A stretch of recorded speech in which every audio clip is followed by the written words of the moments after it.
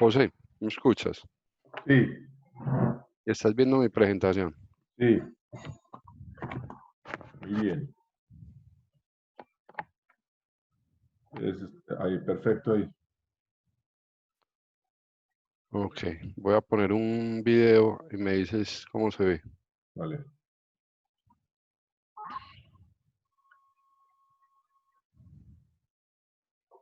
Perfecto. Perfecto. Ok,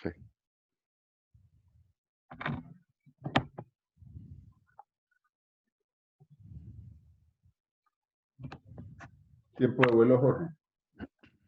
¿cómo? Tiempo de vuelo. Eh, El real. 8 minutos. No, yo creo que 25, 20 minutos, José. Tengo Sí, como 20, tenés 30. 30 diapositivas, sí. No digo ¿Dónde que lo tenés ves? 30 minutos. Está perfecto. ¿Dónde? Ah, pensé que habías visto las diapositivas. Ok. No, no, no, no. Que tenés 30 minutos máximo. O sea, que está bien. Pues para que yo supongo que este temita genera inquietudes. Ok. Bueno. Bueno, yo creo que ya no sufrimos tanto como la otra vez. No sé qué hacíamos mal antes. No, que todo es así, uno cuando empieza, ya usamos audífonos, Neaxa y además tenemos música que tener. Uno va mejorando. Mm, Pues Bueno,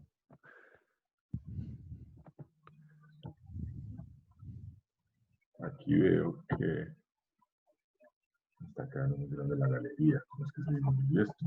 Ah, ya. Ya, listo. Bueno, ya tenés 6 participantes por lo menos. pues espero 9, 9, espero 9 fijo, pues por lo menos esos 9. Hombre, Jorge, TLF. Fondo virtual. Ah, ¿Qué ya hora es? tenés. Voy a poner mi fondito de medicina fetal. Jorge, son las 6:40. Pues ese fondo vos lo mandaste la otra vez. Sí, ¿Lo mandaste al chat o a dónde lo mandaste? sí, está. De hecho, aquí que lo puso en nuestra, eh, en la foto del estado de medicina fetal es esa foto. O sea, el chat de nosotros, Quique le montó esa fotico. Lo que pasa es que se ve más recortada. Aquí se ve toda la parte de madera que tiene al lado el loguito. Es la misma. ¿Crees que te la mandé o qué? Yo No, la aquí tengo la aquí. tengo. Mm.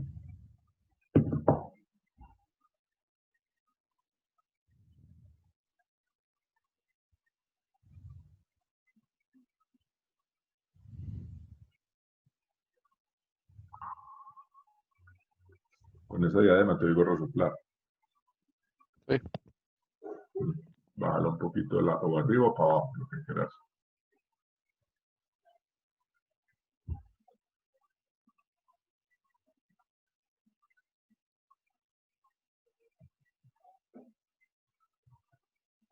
¿Viste lo de Fabián? Sí. ¿Vas a decir algo de eso? Sí.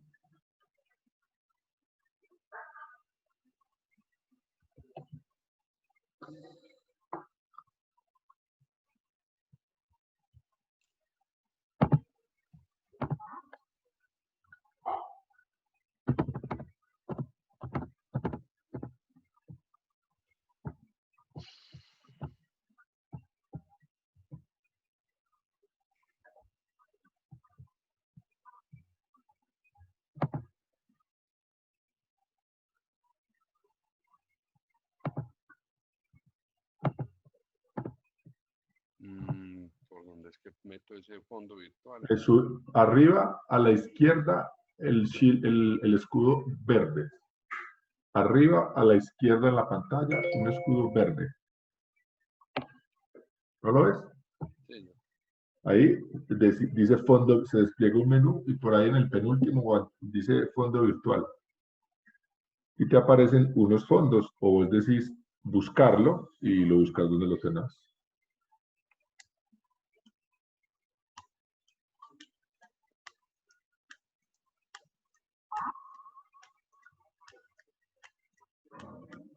¿Sí pudiste?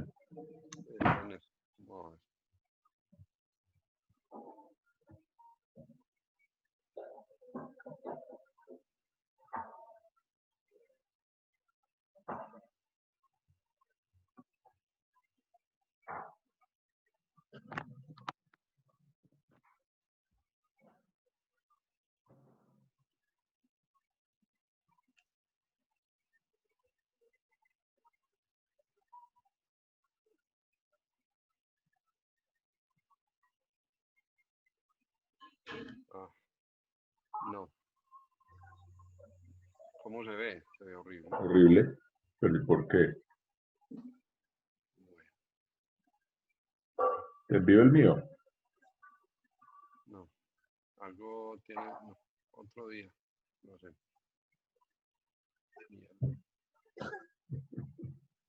Pero, tan raro, yo la colgué así y ya. Lo que pasa es que eso de todas maneras se ve muy raro, porque es como sí, sobrepuesto.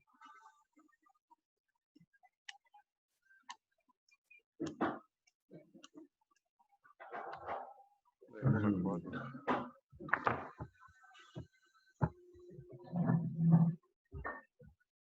José, buenos días, José. Álvaro, buenos días. ¿Cómo amanece? ¿Cómo estás, Jorge? Muy bien. ¿Cómo va todo, hombre, por allá? Bien, bendecido. Por ahí siempre no me gusta hablar así tan temprano, sino que oigo siempre a Fabián que lo saluda. Pero Sí, sí. Fabián lo tenemos hospitalizado para informarle, está con COVID, pero gracias a Dios está estable, ¿oyeron? Qué bien. Pero bueno, ayer nos enteramos y estábamos pendientes de eso. Ah, bueno. Un abrazo Ayer. y bendiciones. Sí, sí, sí.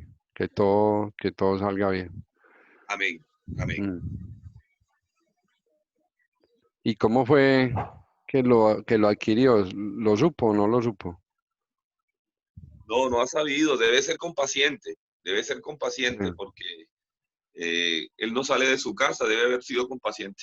Pero bueno, ah, gracias a Dios está estable, ¿ok? Está acá en Cincelejo. ya.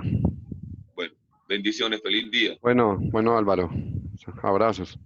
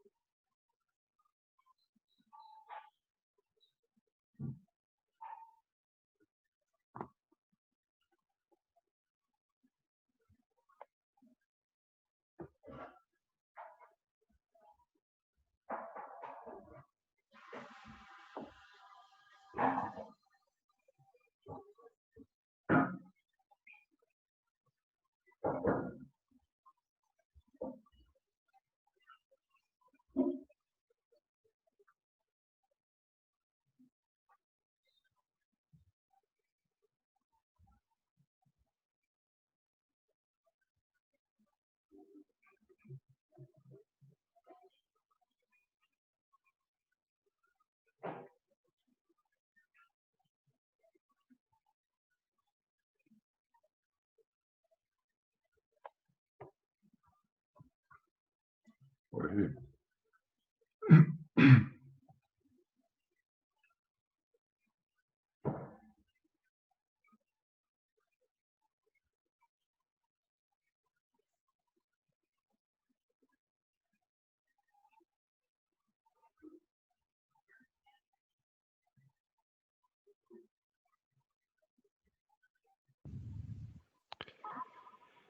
Estamos a...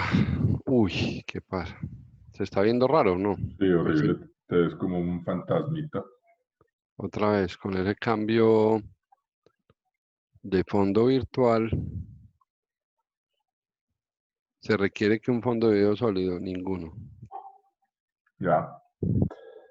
Esta guía es la número que, Jorge, ¿es de qué mes? De abril, Abril abril, 2020.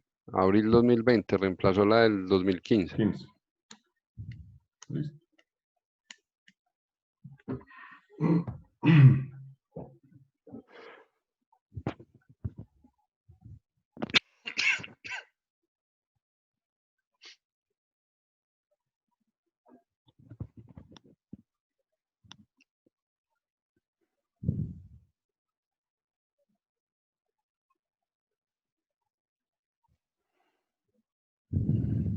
Faltan 6 minuticos y empezamos.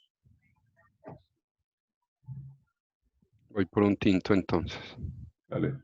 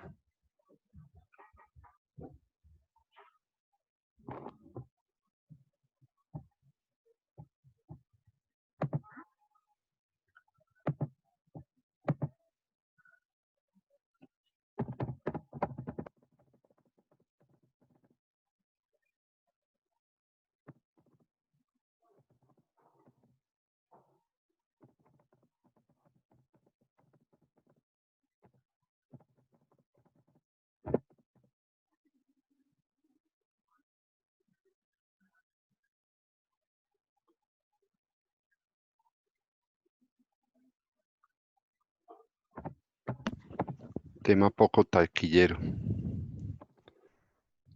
¿Será, Jorge? Dime. ¿Será? Está en desuso en el mundo entero. No, mostrarnos a ver si es verdad, yo no creo.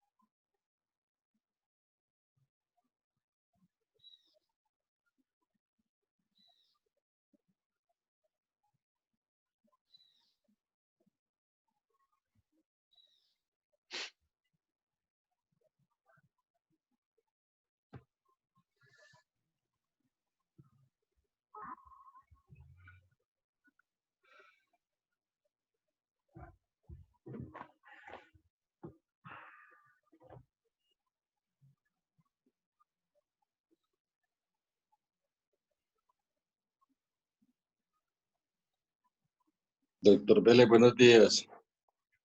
Quito, ¿cómo estás? Bien. Bien, viejo, ¿vos qué? Súper bien. Muy bien. Para la próxima semana estructuro bien el afiche porque ayer me mandaron la información completa, listo. Ok. Ya tengo todo listo, los temas y todo, para las 5 semanas. Perfecto. Listo. Súper. Ya. Bueno, Jorge, vamos a darle inicio a la conferencia. Buenos días a todos. Son las 6 de la mañana de este 13 de agosto. Gracias a todos por estar aquí y darle vida a esta iniciativa académica de medicina fetal. Lo primero es recordarle lo de silenciar los micrófonos para que esta conferencia pueda fluir mejor, aunque veo que hemos ido adquiriendo esa disciplina rápidamente. Lo segundo, en el chat de la conferencia coloqué mi nombre y mi número celular. He visto que algunas personas me han escrito porque tienen colegas que quieren hacer parte de la lista de difusión, de manera que quien crea que tiene un grupo de amigos, colegas, médicos, ginecólogos que pudieran hacerse partícipe de esta iniciativa, pásenle mi número de mi celular, que me escriban un chat y yo los ingreso a la lista de difusión. Ya tengo 2 listas de difusiones porque yo no sabía que WhatsApp solo permite un máximo de 256 asistentes por lista, pero no puede tener cuantas listas quieran, de manera que siéntanse libres de invitar a quien quieran. Esta es una iniciativa abierta, académica, sin ningún ánimo distinto a que revisemos temas. Quería, de parte mía y de parte de nuestro grupo, mandarle un saludo al doctor Fabián Nasif. Fabián es uno de nuestros ginecólogos que es un furibundo hincha de cada iniciativa académica que tenemos en este grupo, amigo personal, amigo de esta casa.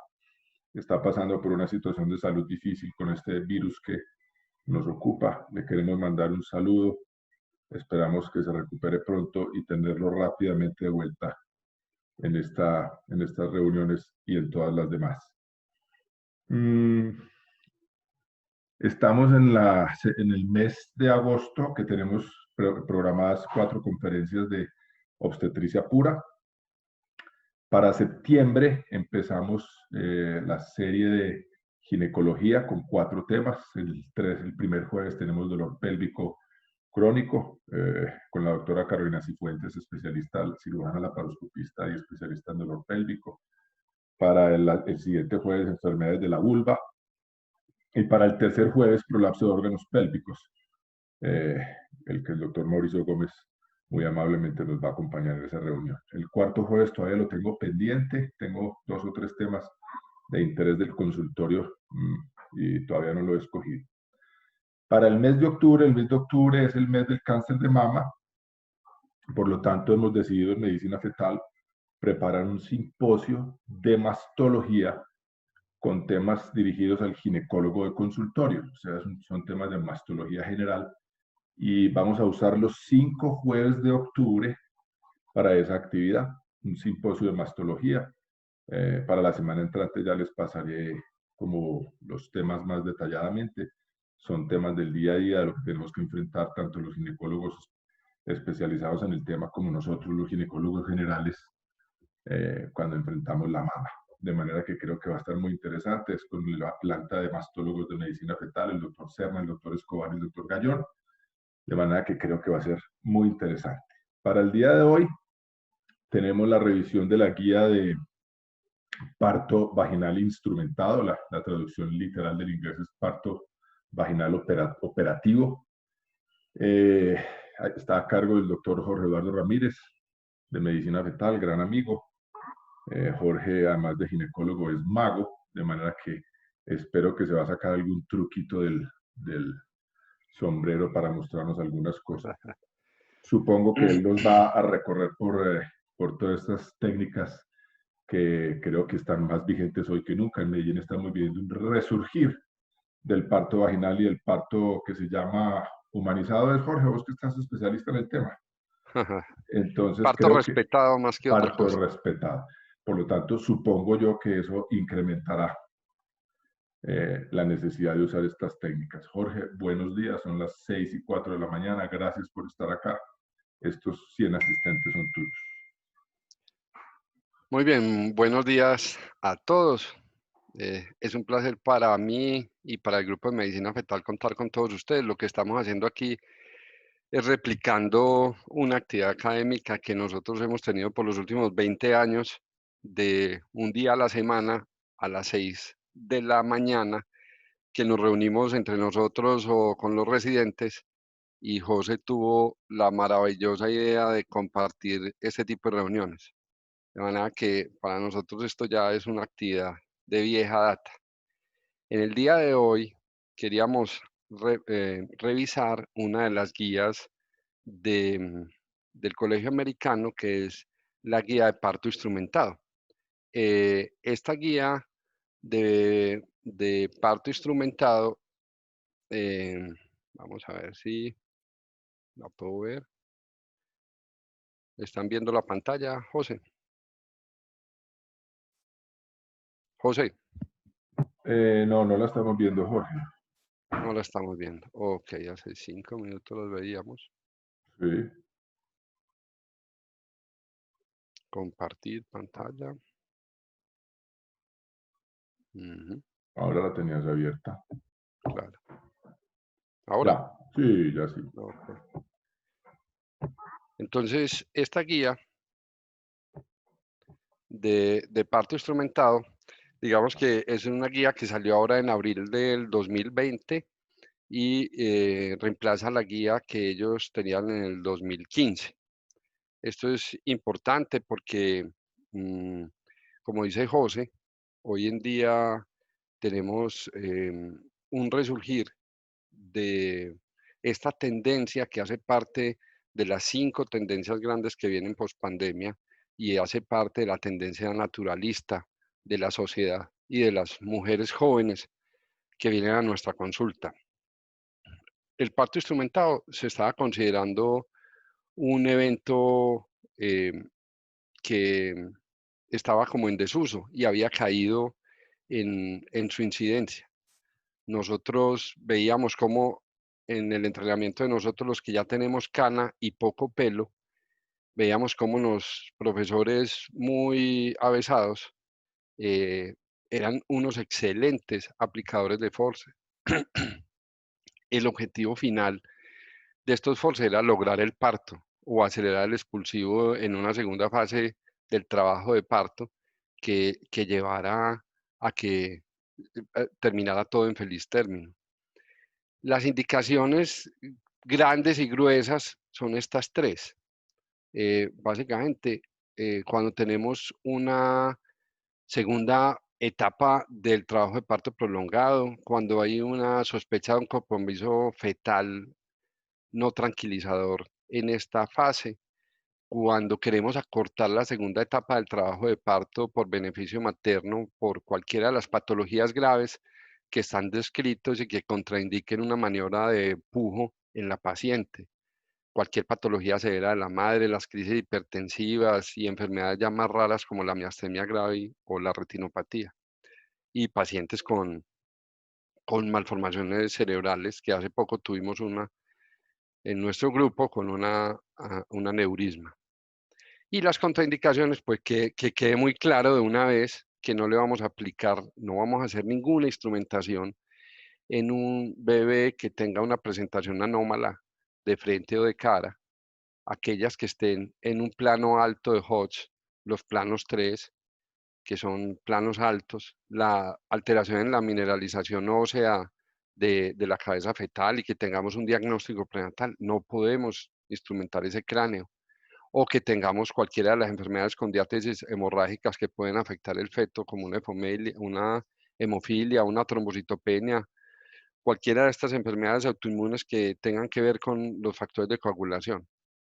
Y si tenemos evidentemente una clínica de una desproporción fetopélvica, no deberíamos para nada instrumentar este parto.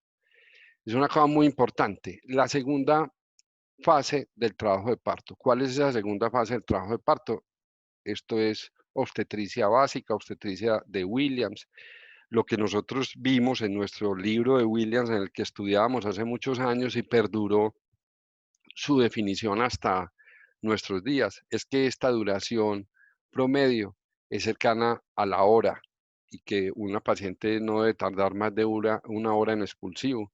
Si es primípara y si es multípara, hasta 20 minutos o media hora podría tardar este expulsivo. Así nos criamos y así empezamos a diagnosticar expulsivos prolongados y empezamos a instrumentar los partos o a decidir cesáreas de manera inoportuna.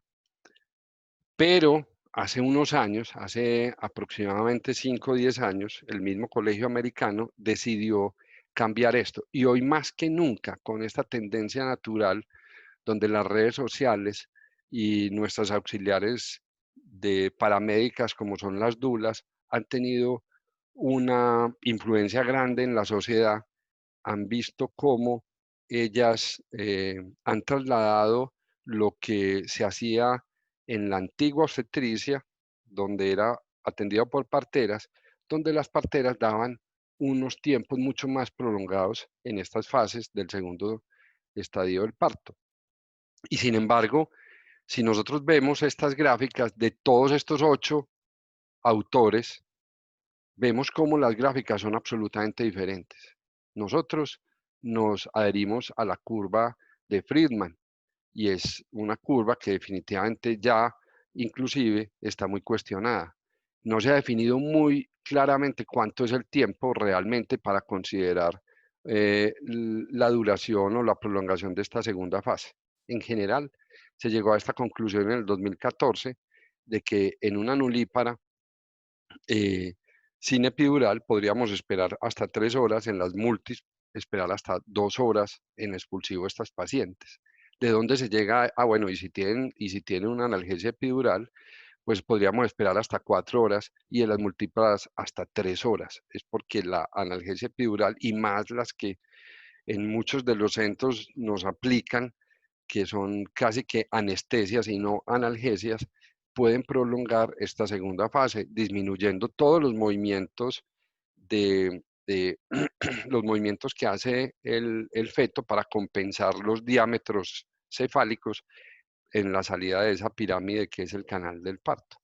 Esto depende de muchas cosas, por supuesto, el número de paridad que tenga la paciente, el tipo de analgesia o anestesia regional que usamos, si la paciente pujo o no pujo bien y cómo le fue durante el primer proceso. Pero estas son las horas actualmente que están aceptadas. Inclusive, cada mundo, cada mujer es un mundo a analizar y esto puede cambiar. 4 horas, José, en una paciente en 10 de dilatación, en expulsivo, es algo que a todos los que hacemos obstetricia privada, pues sabemos lo que eso significaría. Pero es muy importante tenerlo en cuenta para Un poder, infarto. exactamente, para poder tomar decisiones.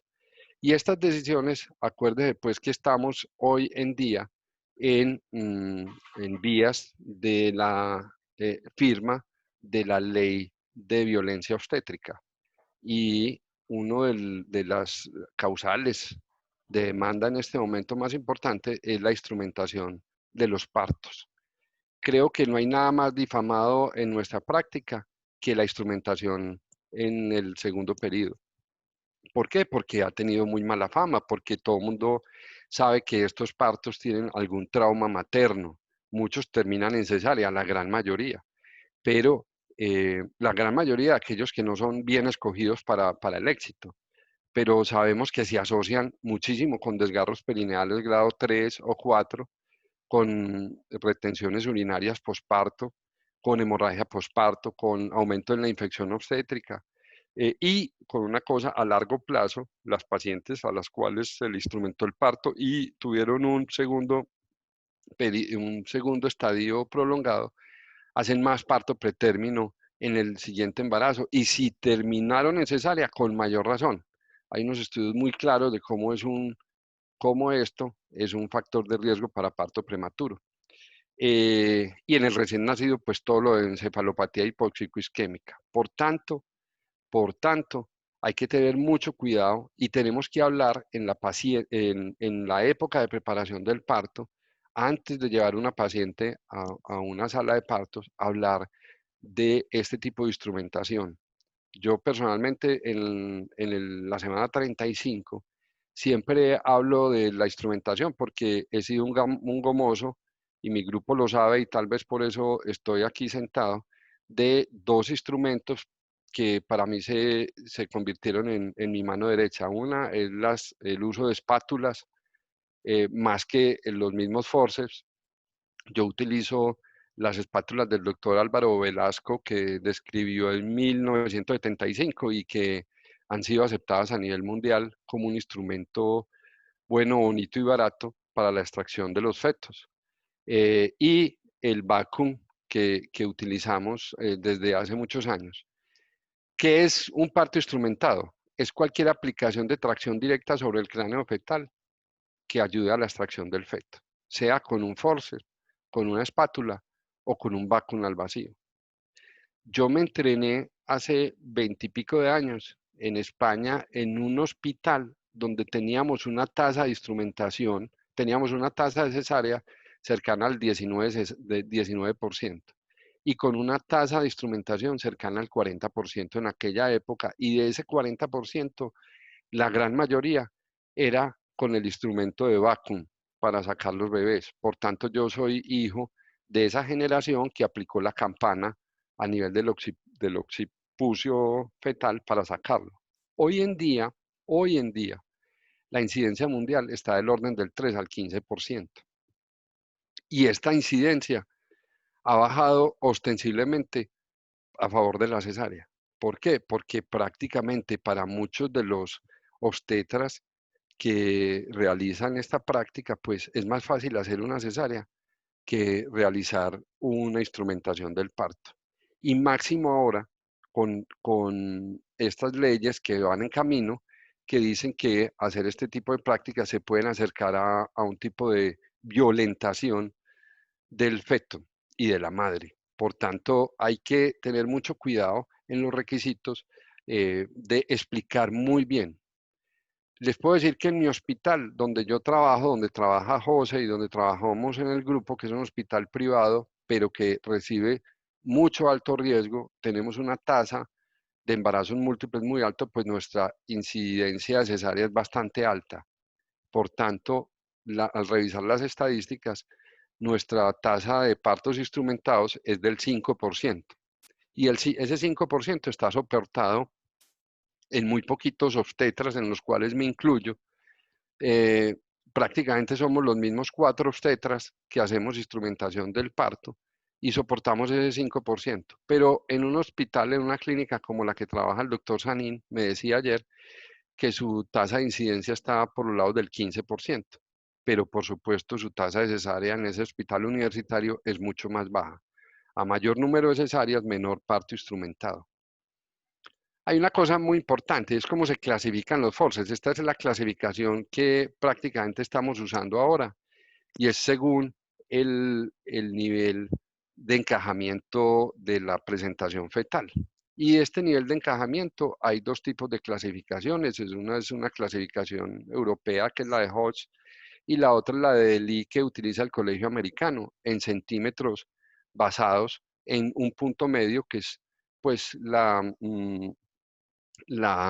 apófisis isquiotuberosa, y este sitio pues marcaría como el punto cero de la pelvis realmente. Tenemos en la parte superior de la pelvis falsa, esto se considera toda la pelvis verdadera y este es el punto de encajamiento, que es cuando la presentación alcanza esas apófisis isquiotuberosas, ahí podemos hablar de que están en cero de estación, en un plano 3 de Hodge, y de acuerdo a la literatura y lo que nosotros usemos, pues vamos a hablar de uno u otro plano. Nosotros hablamos en los planos de Lee, de la Sociedad Americana. Aquí hablamos siempre en un feto en 0, en -1, en -2, en -3, o en +1, o en +2, o en +3. Y de acuerdo a eso clasificamos los forces. Los forces altos que nos tocaron en nuestra generación, José, cuando nos entrenamos en el Hospital General, están proscritos, ya no queremos hacer esos forces cazadores.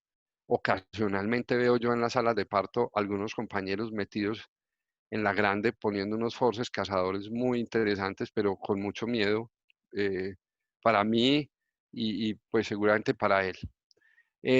Cuando hablamos de fuerza en medio, cuando la estación está por encima ya de +2, o sea, cuando tenemos por aquí en la parte inferior, eso ya son forces medios, la cabeza está encajada. Los forces bajos son aquellos que ya están en +2, que tienen una rotación mínima, que están en un oblicuo anterior izquierda, y por tanto los forces de salida, que son los más fáciles, los más exitosos, son cuando estamos viendo el cuero cabelludo sin necesidad de separar los labios. Estos son los forces cuando tenemos un estancamiento del descenso fetal y tenemos al feto en este estadio. Tenemos una alta tasa de éxito cuando utilizamos una instrumentación en este punto. Estos forces de salida, pues, son los que más ayudan. Es el momento de mayor esfuerzo materno y por tanto están indicados estos forces profilácticos en estas madres que tienen dificultades para la maniobra de Valsalva. Y pues, ¿cómo podríamos clasificar los forces que ya no fueran necesariamente por el estadio de la presentación fetal?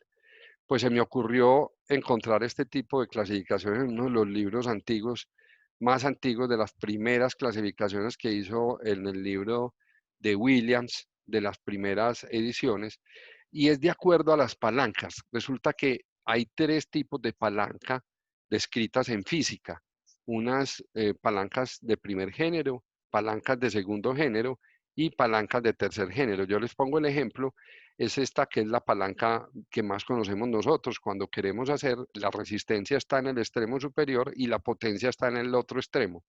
Con esta palanca nosotros podemos mover piedras, podemos mover cosas. Es una palanca que disminuye mucho la necesidad de una potencia para disminuir la resistencia. La palanca de segundo grado es la de una carretilla.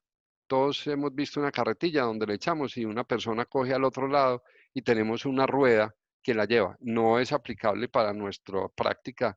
Y la palanca de tercer grado, esto, como veo en el público tantas mujeres, es para mostrar que esto es la pinza de depilación, que utiliza una pequeña fuerza que nosotros hacemos en el medio para generar y vencer la resistencia que está en todo el extremo.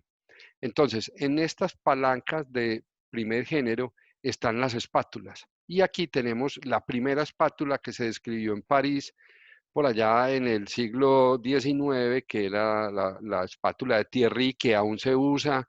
En España se usa el protocolo de parto instrumentado Medicina Fetal Barcelona habla solamente de la espátula de Thierry, pero en muchas partes ha sido desplazada por la espátula del doctor Álvaro Velasco.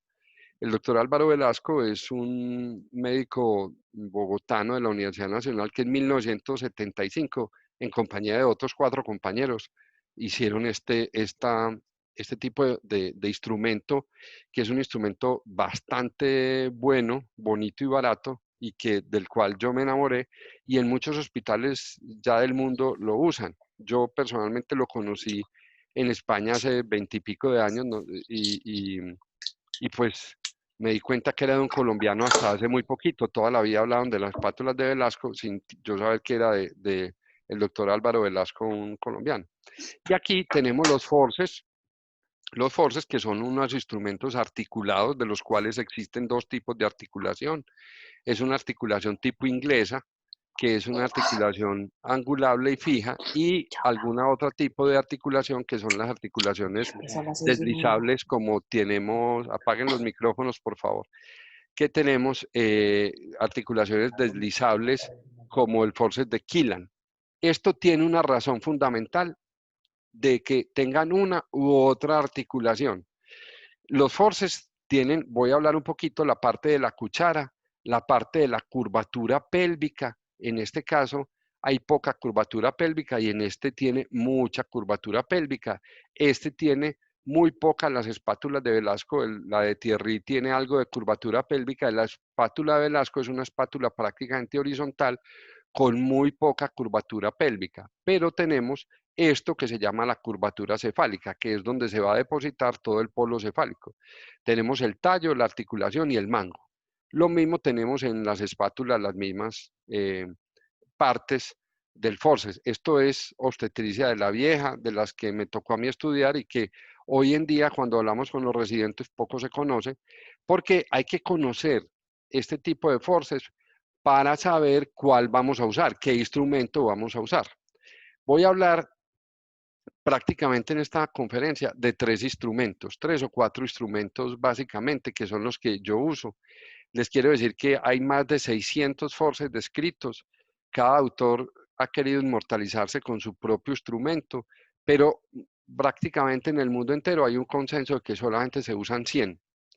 Yo uso 4 instrumentos en mi práctica profesional y creo que son los mismos que utilizamos aquí en Antioquia, porque les quiero decir que también en Colombia, por regiones, se usan más instrumentos unos que otros. En el público veo a mi amigo Alejandro Victoria, con el que comparto con frecuencia conversaciones largas en congresos, y él y yo somos enamorados de un instrumento que poco lo usan en muchas partes, que son las espátulas de Velasco. Mi amigo, compañero de trabajo, Sanín, tal vez no podría vivir sin este instrumento, los Killian, y le gusta son estos, los fenestrados. Estos Killian son los forceps más usados a nivel mundial, tanto en Estados Unidos como en la Unión Europea. Se usan más los Killian que en muchos otros tipos de procedimientos, porque es un forceps más bien pequeño, liviano, con una curvatura pélvica muy, muy, muy poquita, que permite realizar rotaciones. Uno de los grandes problemas que tenemos en las prolongaciones de la segunda fase del trabajo de parto es las faltas de rotaciones de los fetos y el asinclitismo. Cada vez es más difícil poder enseñar a los residentes que es un feto asinclítico y la presentación de los fetos, las variedades de posición cefálica.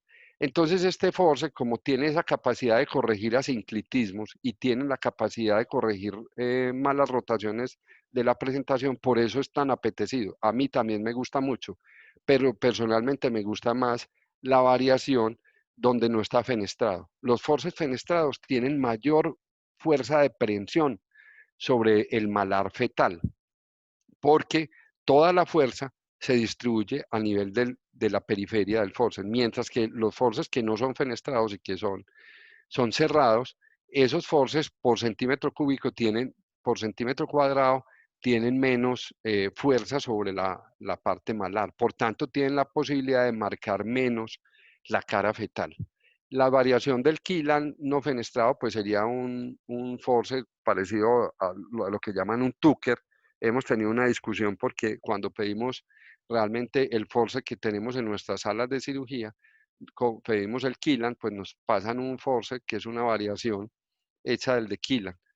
Pero, como les digo, este es el forceps más usado y se usa básicamente para esos momentos, cuando queremos corregir asinclitismos, cuando queremos corregir estados de rotación. El segundo más usado es el forceps de Simpson, que es un forceps un poco más pesado, es un forceps más grande, un forceps con una muy buena curvatura pélvica y se usa para aquellos casos donde tenemos la presentación ya en una presentación directa, en un occipito anterior y que nos permite hacer una muy buena prensión parietomalar de esa cabeza fetal. Este es un forceps también muy usado, estamos muy familiarizados aquí en la ciudad de Medellín con este tipo de forceps y personalmente lo uso, pero uso mucho más el Kilan si fuese necesario usar un forceps. ¿Qué forceps usar? Esa es la pregunta y pues aquí tenemos en este momento más de 100 espectadores que posiblemente ellos al final de la presentación van a decir, a mí me funciona mucho mejor tal porque hace menos desgarro, las espátulas no me gustan porque eso es una porquería, porque hace mucho desgarro. Y creo que esto es un arte. Esto es de acuerdo al operador, es operador dependiente. Pero sí tenemos que conocer cuándo usar un forceps de una articulación fija o un forceps con una articulación deslizable. Prácticamente eso es lo que necesitamos. La técnica tenemos que utilizar los principios generales. Estas son diapositivas que tenía guardadas tal vez de mi época de residente, donde siempre los principios generales era la aplicación en el espacio. ¿Qué es la aplicación en el espacio? Es una cosa muy importante. Armar el forceps en el aire, ¿cómo lo vamos a poner en la pelvis? Esto es muy importante, está escrito y se debe usar. Siempre arme el forceps en el aire antes de ponerlo. Luego viene la introducción de las ramas. Los forceps tienen una rama hembra y una rama macho.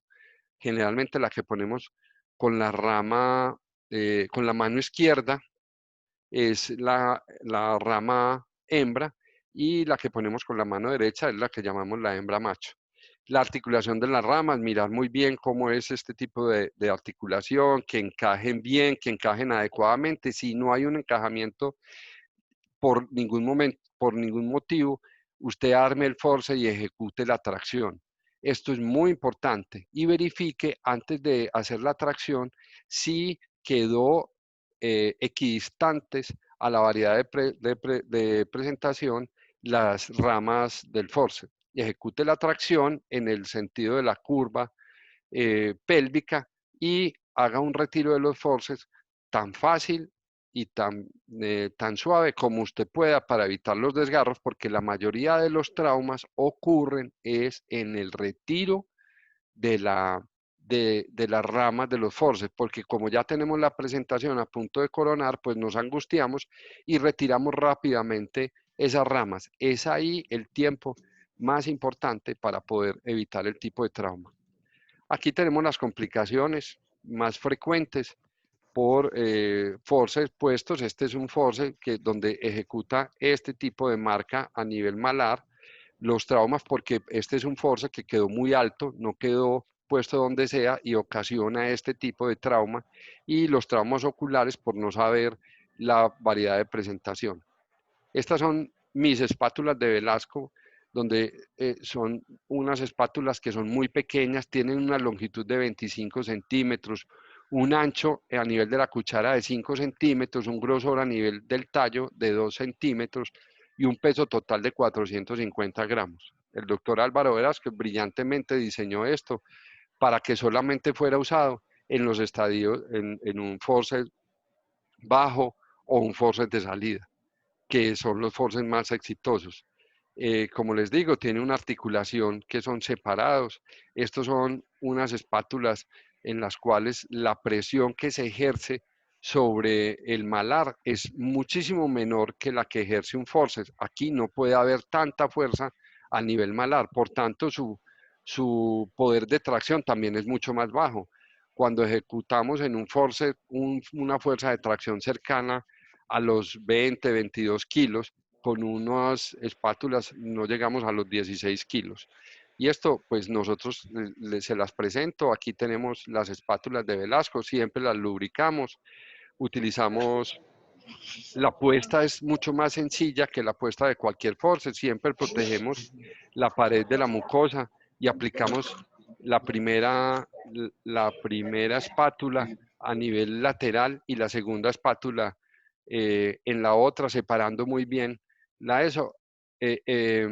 Alineamos las dos espátulas y con las dos manos ejercemos una fuerza de tracción. En este tipo de, de forceps no nos deja hacer tanto la curva pélvica, por eso es tan importante siempre realizar este tipo de procedimientos cuando están bajos, porque en otro tipo, los que tienen un forceps con curvatura pélvica, podemos traccionar bastante hacia abajo. En este tipo de procedimientos de la espátula, inclusive está descrito que uno pudiera sacar armado este tipo de espátulas, porque como apenas tiene 2 milímetros de grosor, pues realmente no hacemos mayores cosas. Esta es nuestras espátulas, es un procedimiento que lo uso bastante y sé que el doctor Alejandro Victoria también es un maestro de esto. El segundo procedimiento que quiero traerles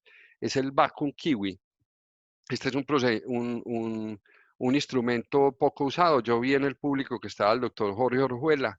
El doctor Jorge Orjuela en Bogotá ha intentado conmigo que podamos traer al país la legalización de este tipo de instrumento a través del INVIMA.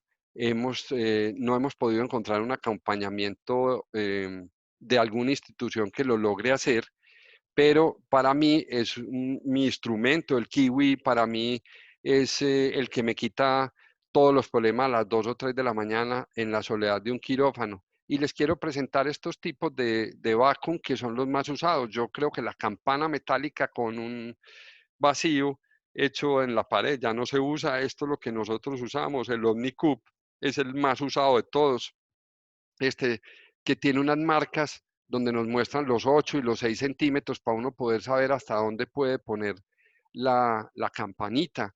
Tenemos el MT, que el MT tiene aquí un medidor en joules de la fuerza y de la presión que nosotros podemos ejecutar. Este se usa más como para entrenamiento y podemos ver que podemos llegar hasta 600 hasta 500 milímetros. Aquí con este medimos la presión de vacío y con la presión que estamos, la fuerza que estamos ejerciendo de tracción.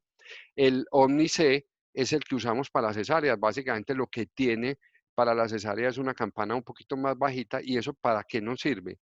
Para hacer pequeñas incisiones. Cuando uno atiende pacientes con cierto perfil de trabajo, donde las incisiones deben de ser muy pequeñas, este tipo de kiwi nos permite que hagamos una incisión muy pequeña y podamos extraer el feto por una cesárea. Y tenemos estos con copa flexible, pero con tallo rígido, para aquellas personas que prefieran usar este tipo de instrumentos. El Mystic, que también lo usé en alguna época un poquito más, digamos, más aparatoso que la marca Kiwi. El Mystic también ejerce una muy buena presión de vacío y también nos permite utilizarlo en planos más altos. Este nos ha sacado de algunos líos con los compañeros cuando tenemos fetos un poco más altos, atrancados, impactados en la pelvis, les ponemos el Mystic y hemos logrado sacarlos. De manera pues que quiero mostrarles aquí un pequeño video que muestra cómo esta ranura debe ir en la parte anterior y cómo uno con el dedo puede evitar el asinclitismo simplemente moviendo. Hay unos pasos que debemos usar para la aplicación del vacuum. Es una cosa muy importante, evaluar siempre los 360 grados de la aplicación, de que no existe ningún tipo de tejido metido en el vacuum. Este tipo de procedimiento es bastante sencillo, lo usamos con mucha frecuencia, nos gusta mucho y los invito a que lo usen y creo que nos podría servir.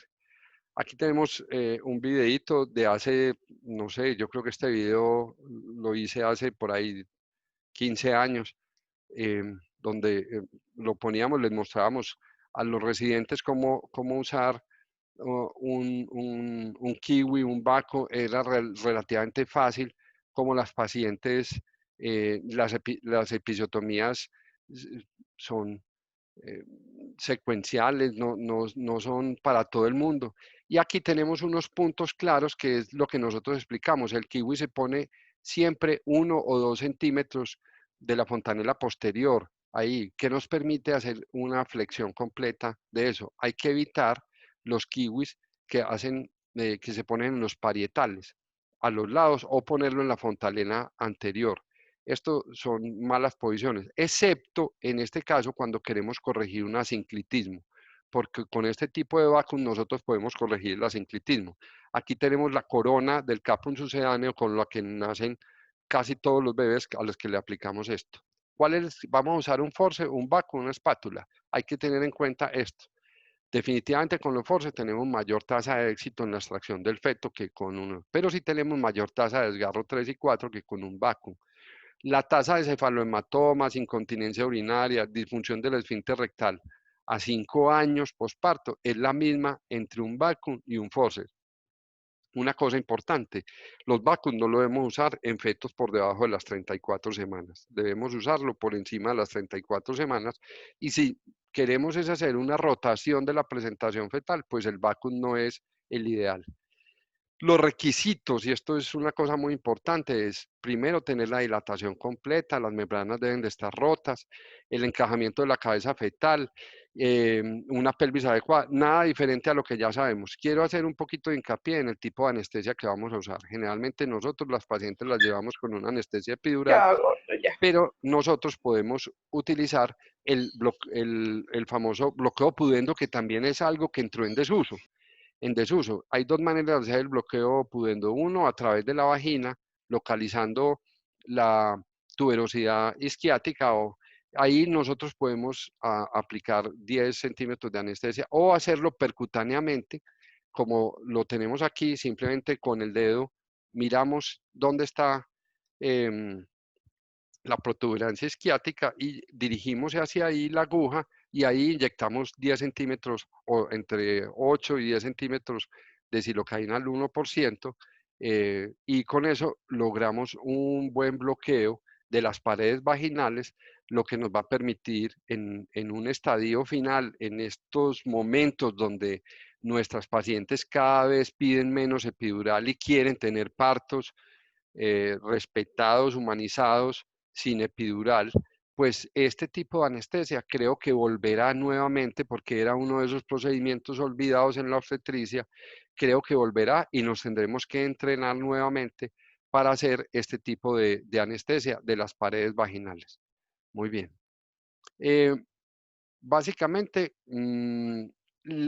para concluir, voy a hablar de las recomendaciones que trae la guía, son de nivel A y dice, primero, los forces y los extractores con ventosas tienen un riesgo bajo de complicaciones y son aceptables para el parto vaginal quirúrgico, medicina basada en la evidencia. Tienen baja complicación y esto es muy importante hablarle a los pacientes. Es más probable que el parto vaginal se realice con forces que con extractores de vacío. Sin embargo, es más probable que los forces se relacionen con desgarros perinatales de tercer y cuarto grados. También es importante hablar de eso. Tercero, recomendación nivel A, no se recomienda la episiotomía de rutina con parto vaginal quirúrgico, porque se ha informado de una mala cicatrización y malestar prolongado en las episiotomías mediolaterales y debido a la asociación de episiotomías con un mayor riesgo en las episiotomías medianas con un mayor riesgo de lesión del esfínter anal y extensión hasta el recto. De manera pues que este tipo de cosas son las recomendaciones de la guía del Colegio Americano. En nivel B tenemos que el parto vaginal instrumentado está contraindicado si la cabeza fetal no está encajada o si se desconoce la posición de la cabeza fetal. O se sabe o se sospecha fuertemente que un feto vive tiene una condición de desmineralización ósea, como una osteogénesis imperfecta o un trastorno hemorrágico, las contraindicaciones que dijimos al principio. La segunda es una prueba de trabajo de parto instrumentado, es una opción adecuada en una situación en la que el obstetra siente que las posibilidades de éxito son altas, pero debe estar preparado para abandonar el intento si no se produce el descenso apropiado. Eso quiere decir que siempre que vamos a instrumentar un parto, tenemos que tener el equipo quirúrgico listo para realizar una cesárea de emergencia. El uso secuencial de extractor de vacío y forceps se ha asociado con un aumento de tasas de complicaciones neonatales y no debe realizarse de manera rutinaria. Es decir, si yo aplico un kiwi y fue fallido, no podemos poner un forceps para continuar con el procedimiento de instrumentación. Y cuarto, es más probable que ocurra un cefalomatoma a medida que aumenta la duración de la aplicación del vacío. Los partos con forceps medio y con forceps rotatorio son opciones adecuadas en determinadas circunstancias clínicas. Cuando consideramos nosotros que un vacío es fallido, cuando hemos realizado 3 tracciones y durante 3 veces ha perdido el vacío y falla el vacío a nivel de la presentación fetal. Y en un forceps, cuando realizamos una tracción y no vemos que haya un descenso desde la primera tracción.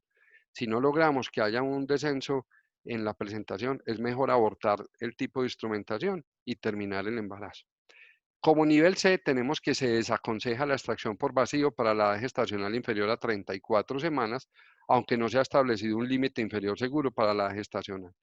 Y para el feto que manifiesta signos de compromiso fetal en la segunda etapa del trabajo de parto, el uso oportuno y calificado del parto vaginal instrumental tiene el potencial de disminuir la exposición a agresiones intrauterinas de cualquier índole. Esto es lo que teníamos, José, para hablar de parto instrumentado y me extendí un poquito más porque me emocioné, pero era pues básicamente lo que tenía para mostrarles, José. Jorge, muchas gracias. Por supuesto que la idea era que te emocionaras. Y te agradezco mucho por esta conferencia, sobre todo tan ilustrada, porque es muy difícil de hablar de parto vaginal instrumentado sin mostrar la instrumentación, porque suena raro, pero no todo el mundo está proclive a usar estas herramientas que deberíamos conocer todos. Yo te quería preguntar, ¿la guía dice algo acerca de antibióticos profilácticos en el uso de la instrumentación? Sí, claro, no se recomienda cuando hay instrumentación, excepto que haya un desgarro 3 o 4 para el uso de antibióticos profilácticos. Cuando tenemos desgarro se recomienda uso de antibióticos profilácticos. Si no hay desgarro, no. Lo que sí se recomienda es en aquellos casos donde se haya instrumentado el parto, hacer tromboprofilaxis. La instrumentación del parto se considera un factor de riesgo para el tromboembolismo posparto. Por tanto, recomiendan utilizar tromboprofilaxis en aquellos pacientes que recibieron un parto instrumentado, pero no antibióticos profilácticos si no hubo un desgarro. Perfecto. Veo que Quique Sanín está en el grupo. Quique, ¿estás ahí? Sí, José, ¿qué más? Bien. Bien, en Bolivariana, en la clínica, donde pues por supuesto que la tasa de cesáreas es mucho menor que la de una clínica como la nuestra, que es una institución privada, el uso del forceps está alrededor de qué porcentaje dirías tú? José, entonces más o menos es cesárea alrededor del 30-35% y instrumentación cada vez más o menos del 10 al 15%. Por supuesto que lo que se utiliza ya principalmente es el Kilan y la tasa realmente de complicaciones es muy baja. Yo creo que cuando uno está hablando de forceps, también lo que hay que ver es cómo es la escuela y cómo fue el entrenamiento que a ti te dieron. Si tú estás en una escuela que tu tasa de cesáreas en tu hospital que te entrenas es del 80% y no haces instrumentación, ¿usted qué sale a hacer? Lo que sabe hacer. Yo creo que es como un resurgir de todas estas maniobras obstétricas de la parte final, pero es alrededor de eso, del 10 al 15% de instrumentación, que de todos modos es alto, pero hay que entender que todas las pacientes, o digamos el 98% de las pacientes, están con epidural y no son walk-in epidural. son epidurales casi que anestésicas. Y que ustedes, pues, que tienen una tasa de instrumentación, dijéramos, bastante alta, por lo que veo que es muy alta, mucho más alta que la tasa nacional de los Estados Unidos, que están en 4%, en virtud de que la cesárea está creciendo. Porque preguntan aquí, a pesar de que Jorge lo dijo, episiotomía y force, me pareció leer en la guía que no recomiendan el uso rutinario de la episiotomía en el uso del parto vaginal instrumentado. Que uso de la instrumentación con relativas frecuencias, casi siempre hago episiotomía. ¿Ustedes cómo lo manejan en la clínica? Sí, digamos que la episiotomía no es de rutina pues siempre te se deja como a criterio. Y digamos que si hay más riesgo, pues hay más tasa de oasis, de lesiones de tercer y cuarto grado, pero digamos que la episiotomía no se recomienda de rutina. Básicamente seguir los criterios de la COG, forces clasificados como bajos o de salida, conocer la variedad de posición, vejiga vacía, litotomía, paciente con anestesia y generalmente pues una tracción única y suave dada con el pujo materno, casi siempre como para cortar. José, Yo perdón, te debo decir también que, pues, que ni acá, nosotros acá en Rosario, ni en Bolivariana, pues nadie está esperando 4 horas pues, para catalogar un expulsivo como prolongado. Yo creo que eso pues también hay que mirarlo. Yo sé que la guía nacional también dice, se acopió a esto, no sé si en algún lugar lo hagan, pero me parece pues que uno esperar 3 horas en un expulsivo, de verdad que pues creería que es una cosa que es difícil. Y sobre todo que son servicios de alto movimiento, donde Bastante vos difícil. se ocupas una paciente en cama 3 horas en expulsiva y vos dejas ocupado el quirófano, pues, o la sala de parto. Esto es difícil también. Es motivo de toda una conferencia las complicaciones del piso pélvico en los expulsivos que duran más de 2 horas. Sería hasta muy bueno revisarla, José, que es las implicaciones en el piso pélvico de los expulsivos prolongados de más de 2 horas.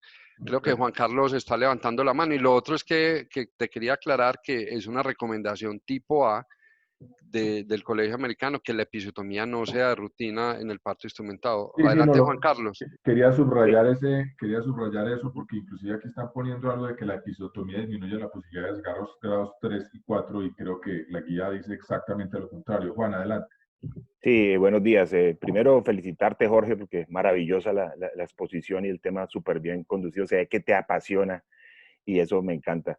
Segundo, te quería preguntar si investigaste algo sobre la asesoría de ultrasonido transperineal en el trabajo de parto estacionario y en la orientación de la aplicación de Force. Me pareció muy importante. Revisamos el tema cuando tuvimos un curso de piso pélvico aquí en Cali y me parece que es muy al lugar y es una técnica que tenemos también que aprender, el ultrasonido transperineal en el trabajo de parto. No sé qué opinión te merece. Sí, hay un trabajo de una universidad española en la Universidad de Sevilla, es el trabajo como más grande, donde muestran cómo la ecografía translabial tiene unos criterios de acuerdo al edema, de acuerdo a la osa, de acuerdo a la ubicación de la presentación, del éxito que podamos tener en la instrumentación. Y de acuerdo a eso se establece un índice y decidimos o no si lo instrumentamos o no. Realmente no lo traje, pero sí está el trabajo, lo conocemos y una de los temas que vamos a presentar aquí a futuro es la ecografía intraparto, tanto la vía pélvica como la translabial o transperineal para la vía intraparto. Llegó, José, te adelanto, el doctor Daniel Sanín, que estuvo en España y que llegó hace poquito vio mucho de ecografía intraparto y se me ofreció para hablar del tema. Creo que es una técnica que tenemos que introducir así como todas las otras armas en el quirófano, porque todo lo que puede ayudar. Yo particularmente utilizo mucho el ecógrafo cuando tengo dudas de la presentación, porque a veces en estos expulsivos muy largos la voz impide que uno lo... Pues, y para eso lo uso. Realmente no tengo ninguna experiencia en el uso de la ecografía translabial.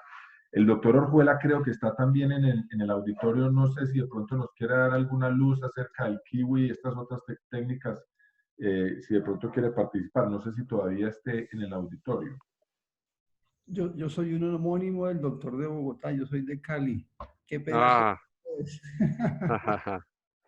Muy bien, ya, pensamos que era el doctor Orjuela. el de Bogotá.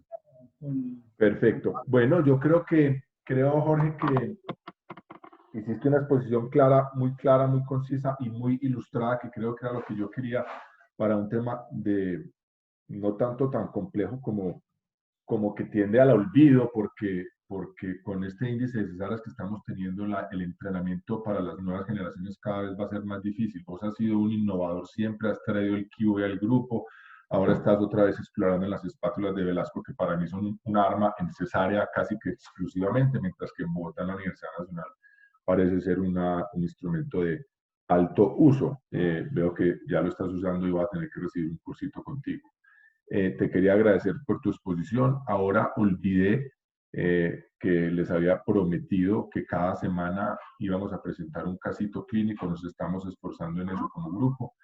Para el día de hoy, el doctor Carlos Alberto Mejía presentó una serie de casitos de encefalocele con su artículo acompañante, que es una pequeña revisión que le servirá a quien esté en entrenamiento o no, cuando tenga un caso parecido para revisar rápidamente. El caso es muy lindo, está montado en la pestañita de la página web de casos clínicos, el artículo y el video correspondiente.